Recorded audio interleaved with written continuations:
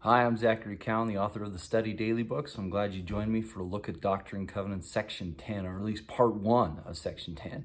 So it's been quite a while since Joseph Smith had lost 116 pages with Martin Harris, and here he is with Oliver Cowdery now. And while they've lost the manuscript, they still have the plates. And so this book of Lehi that they lost, they could easily just retranslate it, and they would have what they lost again. And so section 10 is this whole idea of Oliver and Joseph saying like, hey, can we retranslate the book of Lehi that we lost and be able to have it again?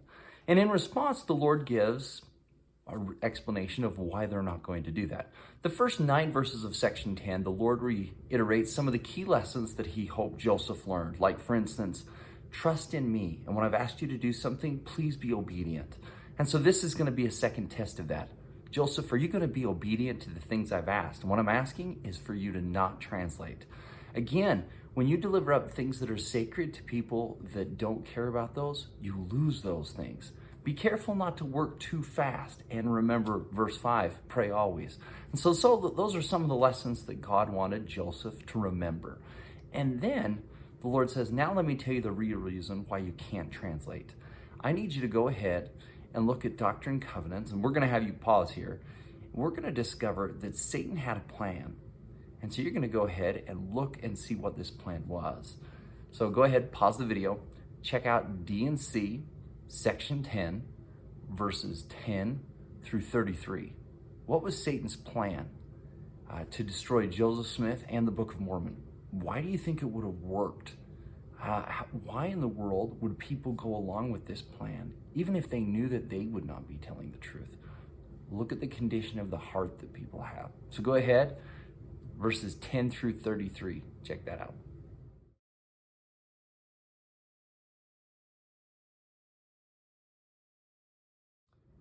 Thanks for studying. I hope you found some great things about how Satan was trying to, what his plan was and why it would have worked and how it would have been effective. So one of the things Satan does is he convinces people in their hearts, and that came up several times throughout that section, is that it's okay to lie and to cheat and to change things because they believe Joseph is lying and cheating and to change things. And so Satan attacks the credibility of prophets and the work of God, and then he can get people to destroy the work. So in what ways in our day is the credibility of prophets being questioned or being attacked? What have you noticed? What are Satan's tactics to try to do the exact same thing in our day to prevent the work from moving forward in our generation? So now that we've studied Satan's plan, let's go look at God's plan, because God has a counteractive plan. And in verses 33 through 37, God says, look, I've got a plan, but Joseph, I want you to keep it quiet and don't reveal this plan until later. And so the plan is in verses 38 through 45. Go look for what God's plan is. So pause it and check out for what the Lord's plan is of what to do now that we've lost this 116 pages and we've got a group of people who are actively trying to destroy Joseph and the work in this generation. What is God's plan? Verses 38 through 45.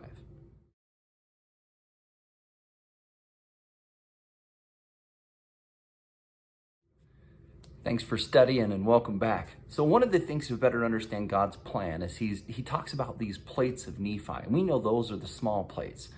And that the record of the book of Lehi was Mormon's translation of the large plates. Well, that gets a little confusing. So let's show you a timeline to help you understand what's going on. In July of 1828, that's when Joseph Smith and Martin Harris had produced 116 pages and then lost it. And we don't get this revelation in section 10 until April 1829. That's quite a bit later. And during that time, we learned that the Lord has been involved. In fact, in verse 43, he says this, I will not suffer that they shall destroy my work. Yea, I will show unto them that my wisdom is greater than the cunning of the devil. Well, how long has God been preparing and planning and making preparations so that this thing could come forth? His work wouldn't be destroyed just because somebody got 116 pages. We know that Lehi and Nephi left Jerusalem 600 years before Jesus Christ was going to be born. And we also know that in 1 Nephi 19, after they arrived in the promised land, that is the first time the Lord commands Nephi to make a record. And so that is 12 years after they left. That is 588 BC. he starts to make this first record, which will go on to become the large plates of Nephi that encompasses everything. And that is where we get the book of Lehi from. Well, a few years later, 18 years later, it is now 570 BC. The Lord commands Nephi to make a second record, focusing more on spiritual things, and specifically on the Messiah and coming of Jesus Christ. Well, he does this. I don't know about you, but I hate redoing homework assignments. And Nephi does this with great faith. And then finally, in 385 AD, after Mormon is going through and he's looking at all of these things, he feels impressed not only to include the record that he's made, but including the record of Nephi without abridging it, just straight as it is. Everything else that we have in the Book of Mormon has gone through the hands of Mormon and Moroni. But the book, the small plates of Nephi, 1st and 2nd Nephi, Jacobinus, Jeremiah, those are the things on the small plates that the Lord is prepared to bring forth. And so again, that idea in verse 43, that God is going to show forth his power to overcome the cunning of the devil.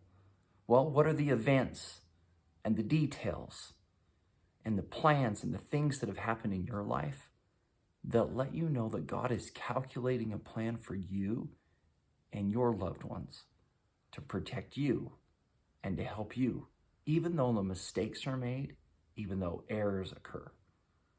This is a marvelous thing. All right. Thank you for studying. We look forward to being with you next time. Have a good one.